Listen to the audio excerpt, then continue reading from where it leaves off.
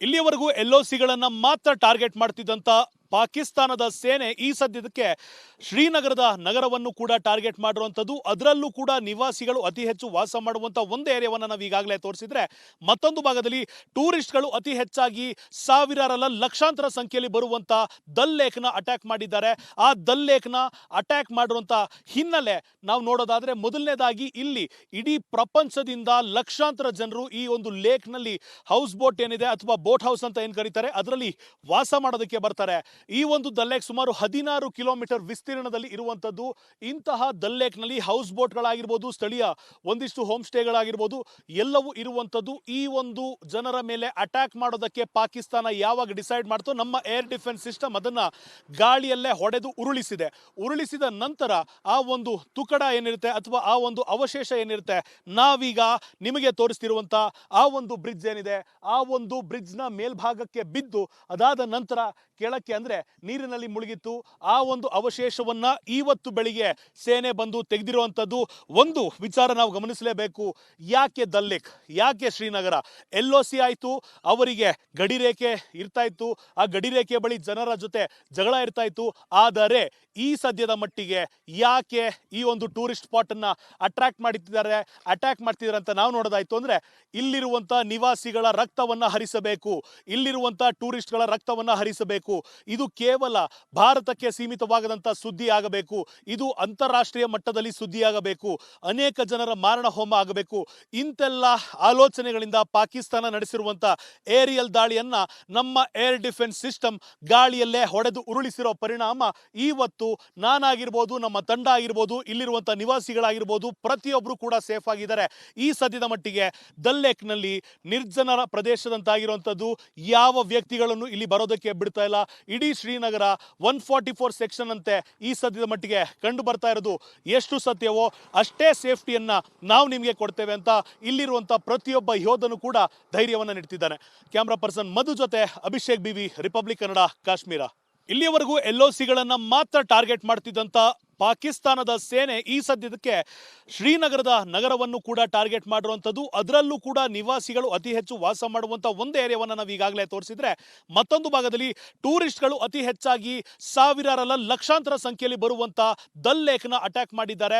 ಆ ದಲ್ ಲೇಕ್ನ ಅಟ್ಯಾಕ್ ಮಾಡಿರುವಂಥ ಹಿನ್ನೆಲೆ ನಾವು ನೋಡೋದಾದ್ರೆ, ಮೊದಲನೇದಾಗಿ ಇಲ್ಲಿ ಇಡೀ ಪ್ರಪಂಚದಿಂದ ಲಕ್ಷಾಂತರ ಜನರು ಈ ಒಂದು ಲೇಕ್ನಲ್ಲಿ ಹೌಸ್ ಬೋಟ್ ಏನಿದೆ ಅಥವಾ ಬೋಟ್ ಹೌಸ್ ಅಂತ ಏನು ಕರೀತಾರೆ ಅದರಲ್ಲಿ ವಾಸ ಮಾಡೋದಕ್ಕೆ ಬರ್ತಾರೆ. ಈ ಒಂದು ದಲ್ ಲೇಕ್ ಸುಮಾರು 16 ಕಿಲೋಮೀಟರ್ ವಿಸ್ತೀರ್ಣದಲ್ಲಿ ಇರುವಂಥದ್ದು. ಇಂತಹ ದಲ್ ಲೇಕ್ನಲ್ಲಿ ಹೌಸ್ ಬೋಟ್ಗಳಾಗಿರ್ಬೋದು, ಸ್ಥಳೀಯ ಒಂದಿಷ್ಟು ಹೋಮ್ ಸ್ಟೇಗಳಾಗಿರ್ಬೋದು, ಎಲ್ಲವೂ ಇರುವಂಥದ್ದು. ಈ ಒಂದು ಜನರ ಮೇಲೆ ಅಟ್ಯಾಕ್ ಮಾಡೋದಕ್ಕೆ ಪಾಕಿಸ್ತಾನ ಯಾವಾಗ ಡಿಸೈಡ್ ಮಾಡ್ತೋ, ನಮ್ಮ ಏರ್ ಡಿಫೆನ್ಸ್ ಸಿಸ್ಟಮ್ ಅದನ್ನ ಗಾಳಿಯಲ್ಲೇ ಹೊಡೆದು ಉರುಳಿಸಿದ ನಂತರ ಆ ಒಂದು ತುಕಡ ಏನಿರುತ್ತೆ ಅಥವಾ ಆ ಒಂದು ಅವಶೇಷ ಏನಿರುತ್ತೆ, ನಾವೀಗ ನಿಮಗೆ ತೋರಿಸ್ತಿರುವಂತ ಆ ಒಂದು ಬ್ರಿಡ್ಜ್ ಏನಿದೆ, ಆ ಒಂದು ಬ್ರಿಡ್ಜ್ನ ಮೇಲ್ಭಾಗಕ್ಕೆ ಬಿದ್ದು ಅದಾದ ನಂತರ ಕೆಳಕ್ಕೆ ಅಂದ್ರೆ ನೀರಿನಲ್ಲಿ ಮುಳುಗಿತ್ತು. ಆ ಒಂದು ಅವಶೇಷವನ್ನ ಇವತ್ತು ಬೆಳಿಗ್ಗೆ ಸೇನೆ ಬಂದು ತೆಗೆದಿರುವಂಥದ್ದು. ಒಂದು ವಿಚಾರ ನಾವು ಗಮನಿಸಲೇಬೇಕು, ಯಾಕೆ ದಲ್ ಲೇಕ್, ಯಾಕೆ ಶ್ರೀನಗರ? LOC ಆಯಿತು, ಅವರಿಗೆ ಗಡಿರೇಖೆ ಇರ್ತಾ ಇತ್ತು, ಆ ಗಡಿರೇಖೆ ಬಳಿ ಜನರ ಜೊತೆ ಜಗಳ ಇರ್ತಾ ಇತ್ತು. ಆದರೆ ಈ ಸದ್ಯದ ಮಟ್ಟಿಗೆ ಯಾಕೆ ಈ ಒಂದು ಟೂರಿಸ್ಟ್ ಸ್ಪಾಟ್ ಅನ್ನ ಅಟ್ಯಾಕ್ ಮಾಡ್ತಿದ್ದಾರೆ ಅಂತ ನಾವು ನೋಡೋದಾಯ್ತು ಅಂದ್ರೆ, ಇಲ್ಲಿರುವಂತ ನಿವಾಸಿಗಳ ರಕ್ತವನ್ನ ಹರಿಸಬೇಕು, ಇಲ್ಲಿರುವಂತ ಟೂರಿಸ್ಟ್ಗಳ ರಕ್ತವನ್ನ ಹರಿಸಬೇಕು. ಇದು ಕೇವಲ ಭಾರತಕ್ಕೆ ಸೀಮಿತವಾಗದಂತ ಸುದ್ದಿ ಆಗಬೇಕು, ಇದು ಅಂತಾರಾಷ್ಟ್ರೀಯ ಮಟ್ಟದಲ್ಲಿ ಸುದ್ದಿ ಆಗಬೇಕು, ಅನೇಕ ಜನರ ಮಾರಣ ಹೋಮ ಆಗಬೇಕು. ಇಂತೆಲ್ಲ ಆಲೋಚನೆಗಳಿಂದ ಪಾಕಿಸ್ತಾನ ನಡೆಸಿರುವಂತ ಏರಿಯಲ್ ದಾಳಿಯನ್ನ ನಮ್ಮ ಏರ್ ಡಿಫೆನ್ಸ್ ಸಿಸ್ಟಮ್ ಗಾಳಿಯಲ್ಲೇ ಹೊಡೆದು ಉರುಳಿಸಿರೋ ಪರಿಣಾಮ ಇವತ್ತು ನಾನಾಗಿರ್ಬೋದು, ನಮ್ಮ ತಂಡ ಆಗಿರ್ಬೋದು, ಇಲ್ಲಿರುವಂತ ನಿವಾಸಿಗಳಾಗಿರ್ಬೋದು, ಪ್ರತಿಯೊಬ್ಬರು ಕೂಡ ಸೇಫ್ ಆಗಿದ್ದಾರೆ. ಈ ಸದ್ಯದ ಮಟ್ಟಿಗೆ ದಲ್ ಲೇಕ್ನಲ್ಲಿ ನಿರ್ಜನ ಪ್ರದೇಶದಂತಾಗಿರುವಂಥದ್ದು, ಯಾವ ವ್ಯಕ್ತಿಗಳನ್ನು ಇಲ್ಲಿ ಬರೋದಕ್ಕೆ ಬಿಡ್ತಾ ಇಲ್ಲ. ಇಡೀ ಶ್ರೀನಗರ 144 ಸೆಕ್ಷನ್ ಅಂತೆ ಈ ಸದ್ಯದ ಮಟ್ಟಿಗೆ ಕಂಡು ಬರ್ತಾ ಇರೋದು ಎಷ್ಟು ಸತ್ಯವೋ ಅಷ್ಟೇ ಸೇಫ್ಟಿಯನ್ನ ನಾವು ನಿಮಗೆ ಕೊಡ್ತೇವೆ ಅಂತ ಇಲ್ಲಿರುವಂತ ಪ್ರತಿಯೊಬ್ಬ ಯೋಧನು ಕೂಡ ಧೈರ್ಯವನ್ನ ನೀಡ್ತಿದ್ದಾನೆ. ಕ್ಯಾಮ್ರಾ ಪರ್ಸನ್ ಮಧು ಜೊತೆ ಅಭಿಷೇಕ್ BV, ರಿಪಬ್ಲಿಕ್ ಕನ್ನಡ, ಕಾಶ್ಮೀರ. ಇಲ್ಲಿಯವರೆಗೂ LOCಗಳನ್ನ ಮಾತ್ರ ಟಾರ್ಗೆಟ್ ಮಾಡ್ತಿದ್ದಂತ ಪಾಕಿಸ್ತಾನದ ಸೇನೆ ಈ ಸದ್ಯದಕ್ಕೆ ಶ್ರೀನಗರದ ನಗರವನ್ನು ಕೂಡ ಟಾರ್ಗೆಟ್ ಮಾಡಿರುವಂಥದ್ದು. ಅದರಲ್ಲೂ ಕೂಡ ನಿವಾಸಿಗಳು ಅತಿ ಹೆಚ್ಚು ವಾಸ ಮಾಡುವಂಥ ಒಂದು ಏರಿಯಾವನ್ನು ನಾವು ಈಗಾಗಲೇ ತೋರಿಸಿದ್ರೆ, ಮತ್ತೊಂದು ಭಾಗದಲ್ಲಿ ಟೂರಿಸ್ಟ್ಗಳು ಅತಿ ಹೆಚ್ಚಾಗಿ ಸಾವಿರಾರಲ್ಲ ಲಕ್ಷಾಂತರ ಸಂಖ್ಯೆಯಲ್ಲಿ ಬರುವಂಥ ದಲ್ ಲೇಕ್ನ ಅಟ್ಯಾಕ್ ಮಾಡಿದ್ದಾರೆ. ಆ ದಲ್ ಲೇಕ್ನ ಅಟ್ಯಾಕ್ ಮಾಡಿರುವಂಥ ಹಿನ್ನೆಲೆ ನಾವು ನೋಡೋದಾದ್ರೆ, ಮೊದಲನೇದಾಗಿ ಇಲ್ಲಿ ಇಡೀ ಪ್ರಪಂಚದಿಂದ ಲಕ್ಷಾಂತರ ಜನರು ಈ ಒಂದು ಲೇಕ್ನಲ್ಲಿ ಹೌಸ್ ಬೋಟ್ ಏನಿದೆ ಅಥವಾ ಬೋಟ್ ಹೌಸ್ ಅಂತ ಏನು ಕರೀತಾರೆ ಅದರಲ್ಲಿ ವಾಸ ಮಾಡೋದಕ್ಕೆ ಬರ್ತಾರೆ. ಈ ಒಂದು ದಲ್ ಲೇಕ್ ಸುಮಾರು 16 ಕಿಲೋಮೀಟರ್ ವಿಸ್ತೀರ್ಣದಲ್ಲಿ ಇರುವಂಥದ್ದು.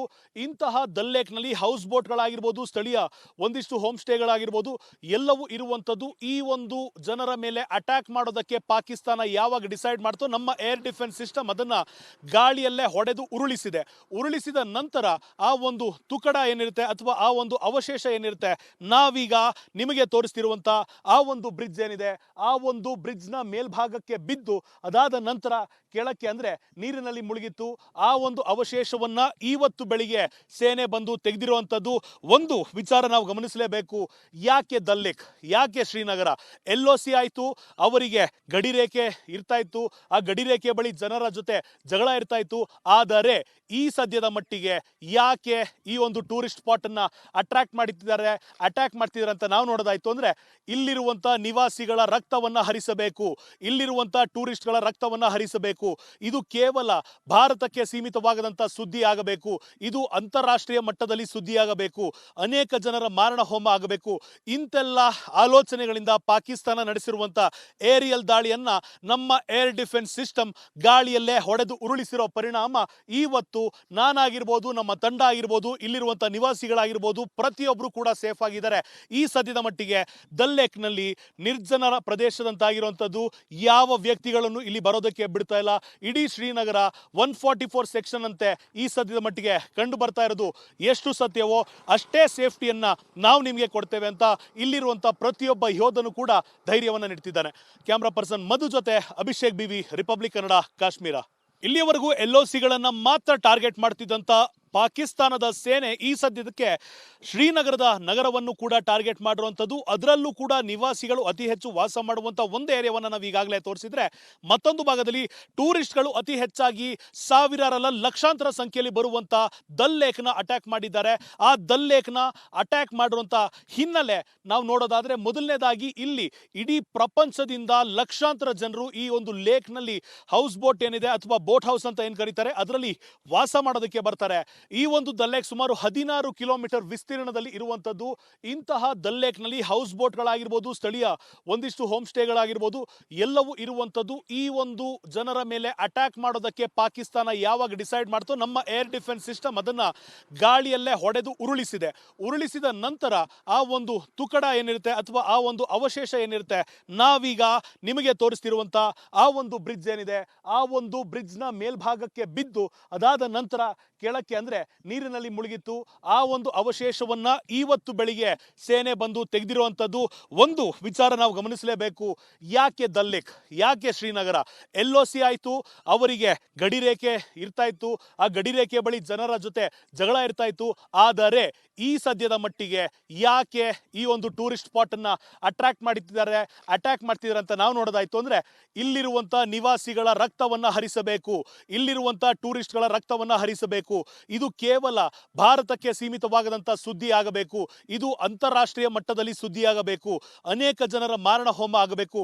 ಇಂತೆಲ್ಲ ಆಲೋಚನೆಗಳಿಂದ ಪಾಕಿಸ್ತಾನ ನಡೆಸಿರುವಂತ ಏರಿಯಲ್ ದಾಳಿಯನ್ನ ನಮ್ಮ ಏರ್ ಡಿಫೆನ್ಸ್ ಸಿಸ್ಟಮ್ ಗಾಳಿಯಲ್ಲೇ ಹೊಡೆದು ಉರುಳಿಸಿರೋ ಪರಿಣಾಮ ಇವತ್ತು ನಾನಾಗಿರ್ಬೋದು, ನಮ್ಮ ತಂಡ ಆಗಿರ್ಬೋದು, ಇಲ್ಲಿರುವಂತ ನಿವಾಸಿಗಳಾಗಿರ್ಬೋದು, ಪ್ರತಿಯೊಬ್ಬರು ಕೂಡ ಸೇಫ್ ಆಗಿದ್ದಾರೆ. ಈ ಸದ್ಯದ ಮಟ್ಟಿಗೆ ದಲ್ ಲೇಕ್ನಲ್ಲಿ ನಿರ್ಜನ ಪ್ರದೇಶದಂತಾಗಿರುವಂಥದ್ದು, ಯಾವ ವ್ಯಕ್ತಿಗಳನ್ನು ಇಲ್ಲಿ ಬರೋದಕ್ಕೆ ಬಿಡ್ತಾ ಇಲ್ಲ. ಇಡೀ ಶ್ರೀನಗರ 144 ಸೆಕ್ಷನ್ ಅಂತೆ ಈ ಸದ್ಯದ ಮಟ್ಟಿಗೆ ಕಂಡು ಬರ್ತಾ ಇರೋದು. ಎಷ್ಟು ಸತ್ಯವೋ ಅಷ್ಟೇ ಸೇಫ್ಟಿಯನ್ನ ನಾವು ನಿಮಗೆ ಕೊಡ್ತೇವೆ ಅಂತ ಇಲ್ಲಿರುವಂತ ಪ್ರತಿಯೊಬ್ಬ ಯೋಧನು ಕೂಡ ಧೈರ್ಯವನ್ನ ನೀಡ್ತಿದ್ದಾನೆ. ಕ್ಯಾಮ್ರಾ ಪರ್ಸನ್ ಮಧು ಜೊತೆ ಅಭಿಷೇಕ್ ಬಿವಿ, ರಿಪಬ್ಲಿಕ್ ಕನ್ನಡ, ಕಾಶ್ಮೀರ.